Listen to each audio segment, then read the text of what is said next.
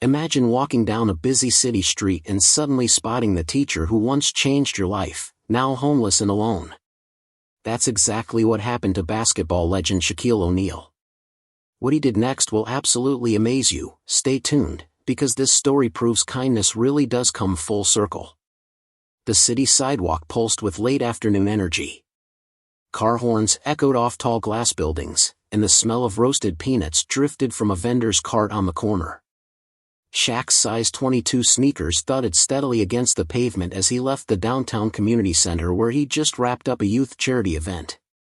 He wore a gleaming gold warm-up jacket that caught the setting sun like a spotlight, his towering frame impossible to miss. People waved and snapped quick photos, but he barely noticed. After hours of smiling for the cameras and handing out gifts, he was ready for some quiet. Then, something made him stop. Not the honk of a taxi or the squeal of brakes. Not the usual calls of "Yo, Shaq," from excited fans. It was subtler, a tug at the edge of his vision. He glanced toward a red brick wall just off the main street, where a shadow slumped in the dimming light. At first, he thought it might be another fan waiting for a selfie. But as he drew closer, he realized it wasn't someone eager to meet a celebrity. It was an elderly woman, her shoulders rounded like she was trying to disappear into the wall. She leaned heavily against the rough bricks, forehead resting on a forearm, as if the weight of the day, or maybe the weight of life, had pinned her there. Her silver hair, once probably carefully styled, now fell in loose wisps around a weather-worn face. A faded blue sweater hung from her frame, sleeves stretched and frayed. Shaq slowed, each step suddenly heavy. The face. Something about it sent a jolt straight through his chest. It couldn't be. Could it? He crouched a little, trying to catch a clearer look. The woman shifted just enough for the evening light to land across her cheeks. Deep lines etched stories of years gone by, but behind those tired eyes, he caught a spark of familiarity. A memory surfaced, warm classrooms, chalk dust, and a voice that could both hush a room and lift a young dreamer's spirit. "Miss Parker," he whispered, the name almost catching in his throat.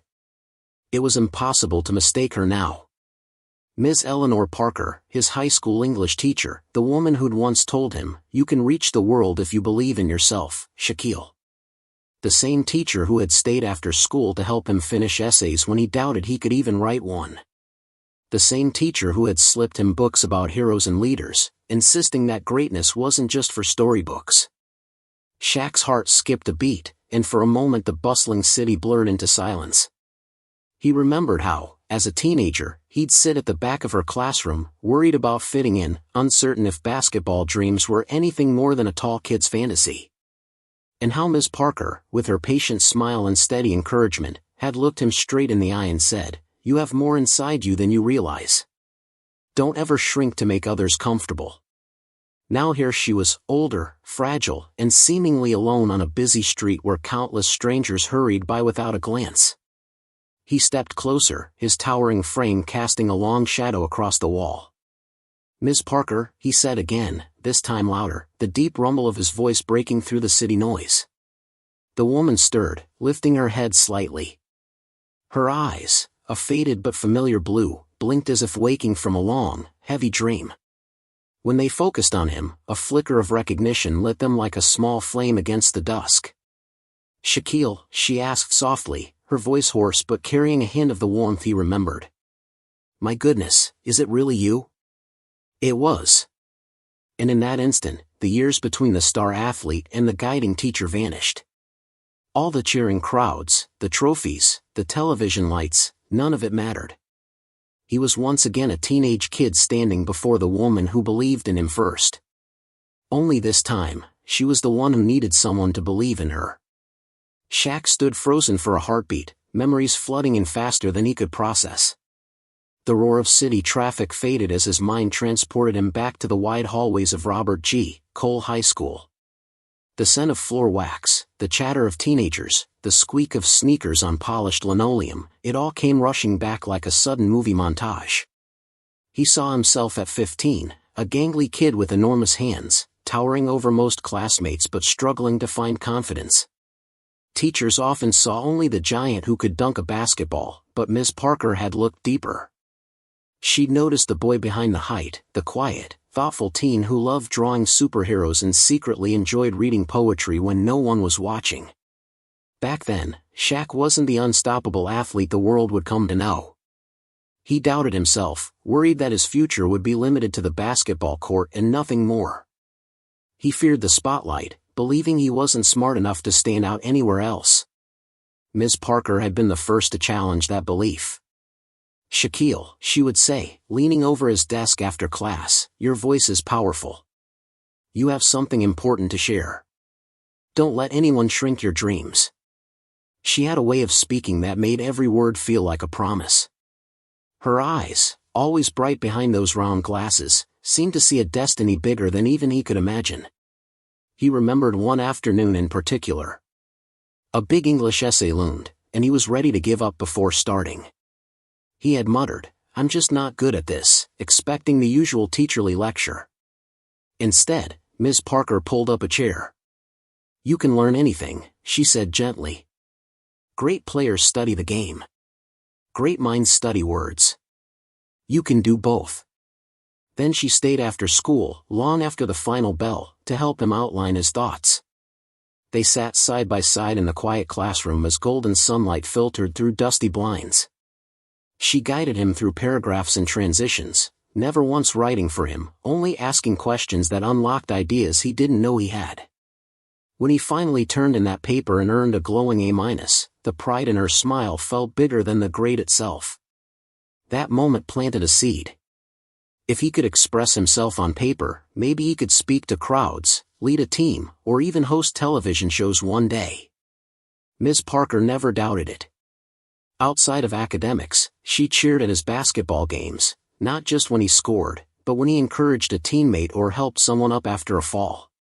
"That's leadership," she'd call from the bleachers. Shaq would grin shyly, but those small affirmations built a foundation of confidence brick by brick.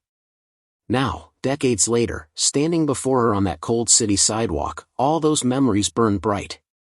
The woman who once lifted him with her words now sat hunched and weary, life having dealt her unimaginable hardships. He crouched carefully so his massive frame wouldn't intimidate her. "Ms. Parker," he said, his voice warm but tinged with disbelief, "it's me, Shaquille O'Neal. Do you remember?" For a moment she just studied him, eyes scanning the familiar features of a student she hadn't seen in years. Then recognition bloomed. "Shaquille," she whispered, a faint, surprised smile breaking through her fatigue. "My goodness, what are you doing here?" Shaq swallowed hard. The question felt almost backwards. After everything she'd given him, he thought, what are you doing here? The realization struck like a thunderclap. This remarkable woman, the guiding light of his youth, had once convinced him he could reach the world. And now it was his turn, maybe his duty, to help her believe the world still cared. Shaq guided Ms. Parker a few steps to a nearby bus stop bench, his enormous hand gently supporting her elbow as if she were the most fragile treasure in the world. The evening air carried the scent of roasted coffee from a corner cafe, but she shivered under her thin sweater. Shaq quickly slipped off his gold warm-up jacket and draped it around her shoulders. The fabric nearly swallowed her, but a faint smile flickered across her lips as the warmth settled in. For a long moment, neither of them spoke. The city bustled on, bikes zipped by, a distant siren wailed, and a food truck vendor shouted the day's final orders, yet inside this small bubble of reunion, everything felt quiet. Finally, Shaq crouched to meet her eyes. "Ms. Parker, what's going on? How did you end up here?" She hesitated, folding her hands in her lap, eyes tracing the cracks in the sidewalk as if the answers lay hidden in the concrete. When she finally spoke, her voice carried both pride and a deep exhaustion. "It's a long story," she began softly. "After I retired from teaching, I thought life would slow down in a good way. My husband and I had plans to travel, maybe volunteer at the library. But things changed quicker than I could keep up." Her husband, she explained, had fallen seriously ill only a year after she left the classroom. The medical bills piled up, each envelope heavier than the last. "We had some savings," she said, "but treatment after treatment, it drained everything. I kept telling myself we'd bounce back once he recovered. Shaq listened intently, his heart sinking with each word. When he passed away, she continued, her eyes glistening, I was still paying off the hospital debt. I tried to manage on my small pension, but it wasn't enough. I missed a few rent payments while juggling the bills. One notice turned into another, and before I realized how serious it was, I lost the apartment we'd lived in for 20 years. Shaq clenched his jaw, fighting back anger at a system that could let someone so selfless fall through the cracks. I stayed with a friend for a while, she said, but I didn't want to burden her. I thought I could find a small place, maybe part-time work. But I'm older now. Employers don't exactly line up to hire someone my age, and rent kept climbing. I just drifted. Her voice cracked, and she quickly dabbed her eyes with the cuff of her sleeve, embarrassed. I never thought I'd end up like this, sleeping in shelters some nights, on benches others. I still have a little dignity left, so I try to stay clean and keep moving. But some days, she trailed off, shaking her head. Shaq's heart pounded. This was the woman who had once spent hours helping him craft essays and believe in his own voice. How could society overlook someone who had shaped generations? Ms. Parker, he said firmly, you should never have to face this alone.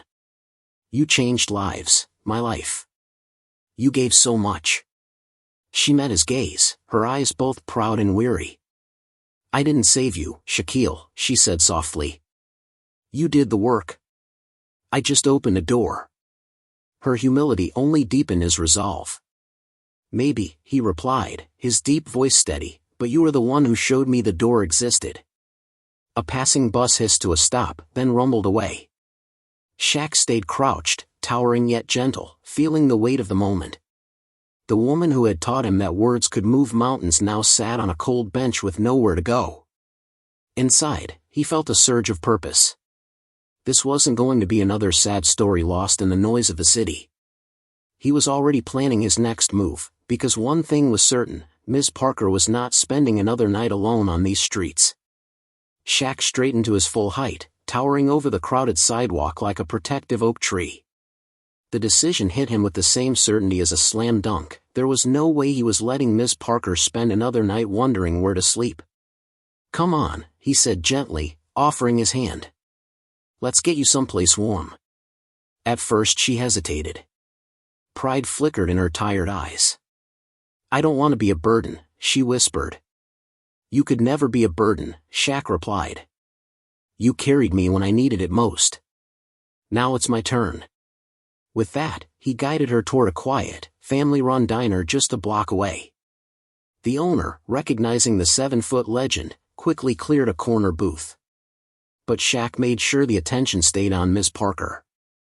2 hot dinners, he told the waitress, and bring the best dessert you have.